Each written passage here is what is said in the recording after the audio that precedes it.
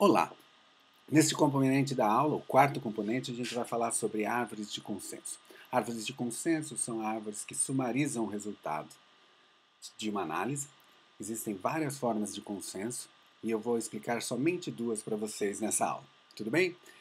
Bom, a primeira coisa que a gente vai pensar é o seguinte: se eu tenho dois cladogramas, A e B, a primeira pergunta que eu faço é: qual é o conteúdo informativo que é comum a essas duas topologias, certo? Que significa dizer que quais são os componentes, e componentes é uma palavra chique que eu estou usando para determinar os nós, que são comuns entre essas duas topologias. Então, se a gente olhar com um pouco mais de detalhe, a gente vai ver que essas duas topologias concordam em quase tudo, menos em uma região delas que é diferente, certo? Então, os componentes comuns são os seguintes: todo mundo, ou as duas árvores fundamentais, concordam que de A a F existe um grupo, de que B, C, F, E e D formam um grupo, que D, C, E e F formam um grupo, que F, E D formam um grupo, mas que uma diz que E e F formam um grupo, ao passo que a outra diz que D e E formam um grupo. Então, os componentes comuns nessas duas topologias ou árvores fundamentais é isso aqui. Então, notem que se eu quero saber qual é o consenso, ou seja, o que elas concordam, basta eu olhar todos os componentes que estão comuns nessas duas topologias, certo? E se eu pegar aqui, ó, e somar essas notações parentéticas aqui, ó, e passar uma régua aqui, eu consigo gerar uma árvore simplesmente colocando um dentro do outro, certo? E é essa a ideia aqui, certo? Muito bem, vamos ver? A árvore de consenso é essa topologia aqui.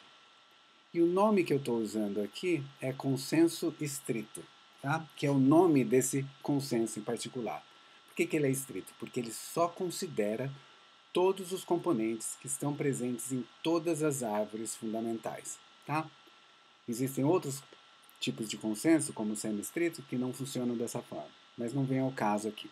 Então, quando eu falo para vocês, estou usando consenso estrito, significa que de todas as topologias que eu consegui numa análise que gerou árvores igualmente parcimoniosas, eu estou considerando somente os componentes, ou os clados, ou os grupos monofiléticos que são postulados por todas as árvores fundamentais, ou seja, por todas as topologias igualmente parcimoniosas. Tudo bem?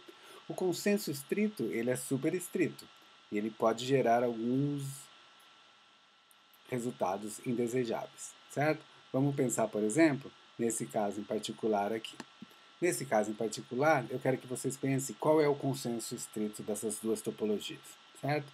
Primeira coisa é identificar quais são os componentes que são comuns a eles. Então, notem que B e C é comum, né? B e C é comum.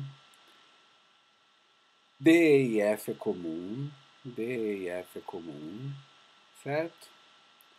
E e F está aqui, mas não está aqui. H, G e I é comum, então esse componente é comum.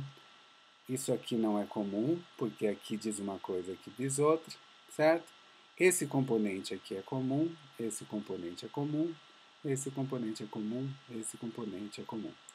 Qual é a discrepância dessas duas topologias?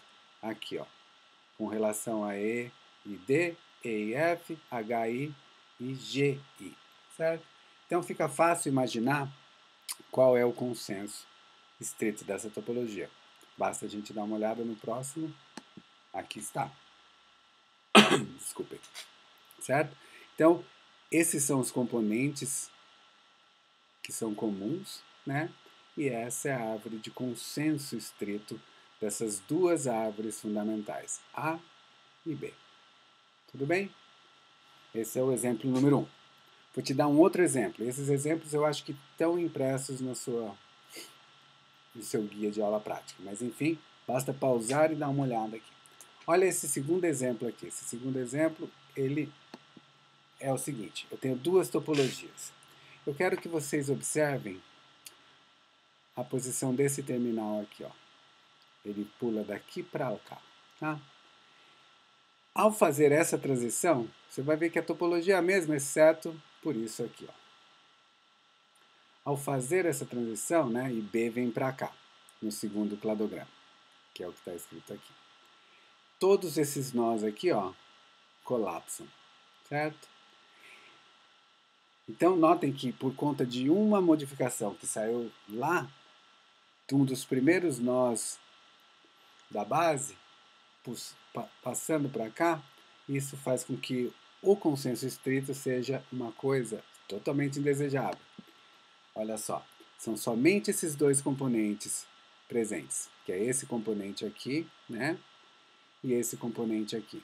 O resto não está igual nas árvores fundamentais. E esse é o resultado, uma politomia gigantesca aqui, certo? Então notem que o consenso estrito pode ser totalmente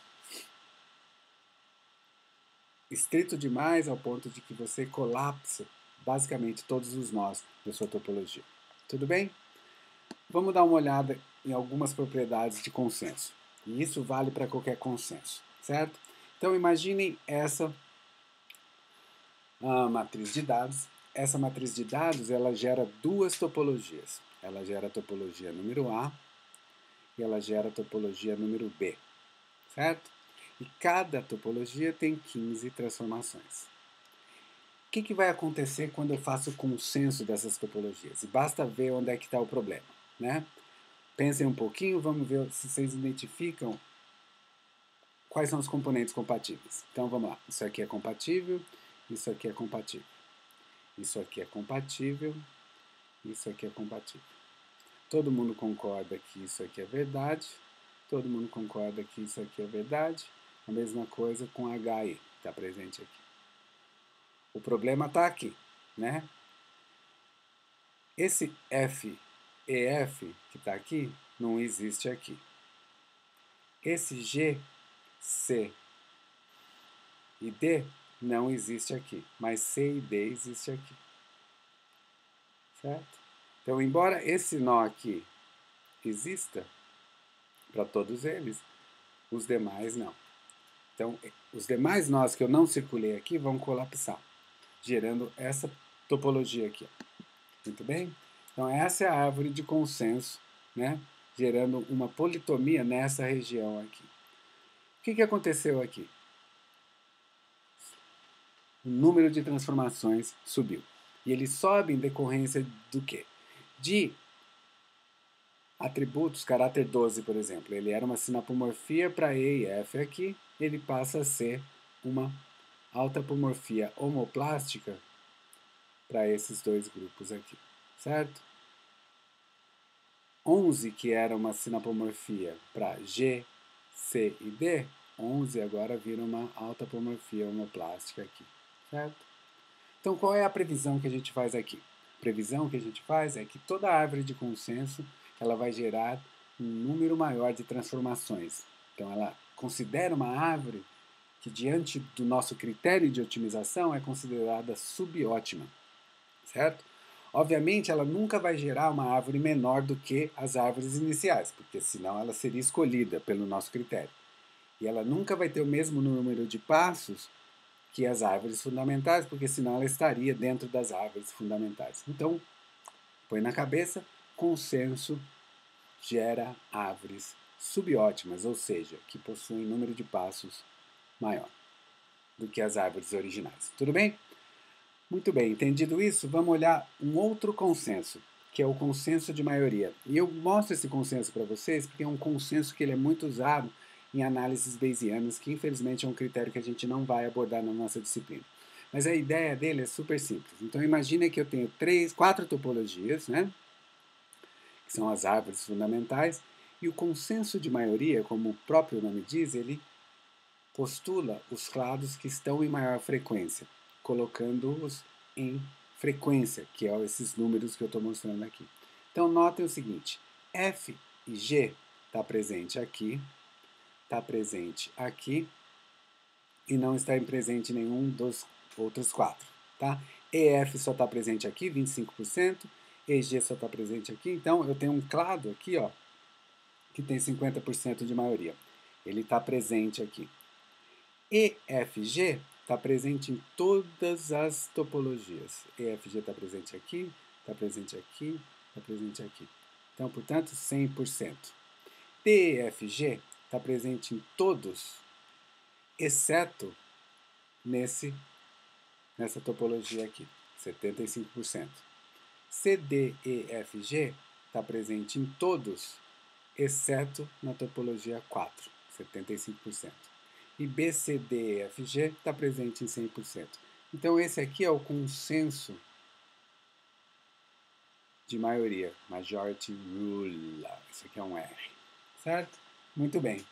Notem como todo consenso, essa árvore foi gerada, ela tem um número de passos maior, ela não faz parte do universo de árvores fundamentais. Eu uso consenso em análises filogenéticas demais. Em análises de parcimônia, principalmente quando eu estou trabalhando com dados extremamente complexos, invariavelmente eu termino com centenas, às vezes, de árvores igualmente parcimoniosas. E são os consensos, as técnicas de consenso, que me permitem fazer o sumário da minha informação. As análises bayesianas, que se valem de probabilidades posteriores para inferir a relação de parentesco, compilam um número gigantesco de árvores e, por fim, gera uma árvore de consenso de maioria, onde essas frequências são tidas como as probabilidades posteriores de cada clado nos seus dados. Tá? Então, árvores de consenso são comuns, muito provavelmente vocês vão ver ao longo da sua graduação hipóteses filogenéticas que são árvores de consenso, tá? Que são resultados de análises que geraram mais do que uma árvore ótima, seja ela dentro de qualquer critério. Tudo bem?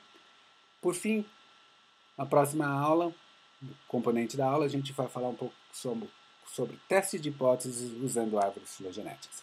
Até lá!